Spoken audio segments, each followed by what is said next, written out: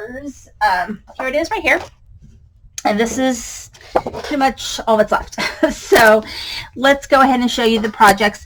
So these are all on my YouTube channel. So if you want to see the projects and how to make them, because these are some fun fold cards, and I did do videos on them. So I have this one, which is a double Z fold or double joy fold, however you want to do it. So really fun.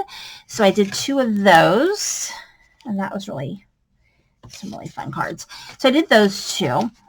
And then I did a couple of like gift card holders. You can put a gift card right in this little pocket right here. And I think Jamie from Not Too Shabby showed this. She showed this on her channel. Also, if you want more details, I have that on a video on my channel. But also, you can get this from Clomp and Stampers. She's got a lot of tutorials on her channel. So I did 2 of those. Kind of fun little cards. And then I made a bunch of these little mini envelopes where you can put like a gift card or a note or candy or something in this pocket. And this actually is a tutorial that I got from Jamie on Not Too Shabby Shop many, many years ago. And I still make these all the time. Whenever I want to use up paper and stuff, I make them. And you know, a lot of times I will put a little gift card or a little piece of chocolate or something like that, and I'll leave them for a friend at work. So they're just really fun. And then for my embellishments day, the embellishments on the 11th, I showed kind of how I put things together, and I packaged up some fun things, some goodies in a little bag here. And then I also made a little paper lunch bag card gift thing. I also got that from Jamie on the Not Too Shabby Shop. So I actually used that paper bag card thing. I don't know what it is.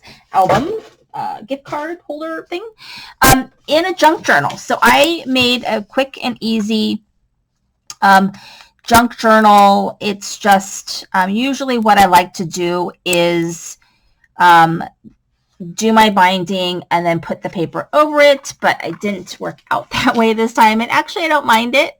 And it is definitely very junky, I guess. I used a paper sack that I had gotten from, I don't know, something I had bought from a craft store. They had packaged it in a paper sack, so it's a little bit longer than a lunch bag, a little bit thinner than a lunch bag, so slightly bigger.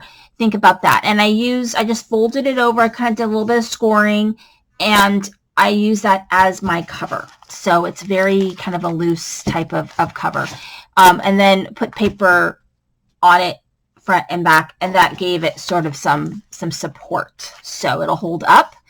And so here's the front, and this is all using this Summer Coffee paper and ephemera.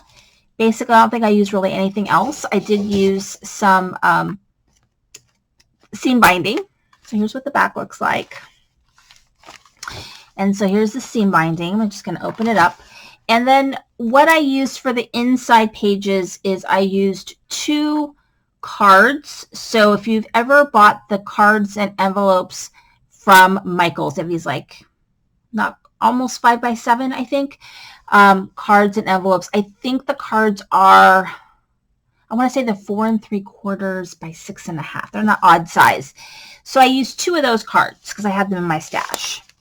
So when you open it up, right here, you can see this is what it looks like on the spine. I just made a little pocket, and I just used scrap right here to decorate it. You can see it's decorated with ephemera throughout, and then I just made 2 tags. And then you open it up here, and then I've got just lots of room for anything you want to put here. And then here is one of those envelopes that I used to decorate these, the paper sack. And you can see a video that I've done on that. It was posted on August 11th. So, and there's a pocket here for something. And then more here. And then here I made and this is just to cover up, just to kind of seal and cover up the knot that I made. And I just found this teacup anyway that I hadn't used. I just stuck it there with hot glue. And basically it kind of just gives more support to the knot that I made because I didn't make a really good knot for tying this together. And so I've got just a couple of, these are cards from the collection that I just cut apart, that came in the collection. I just cut them apart and put them here in this pocket. And so then here is the other side of that paper sack, and I did put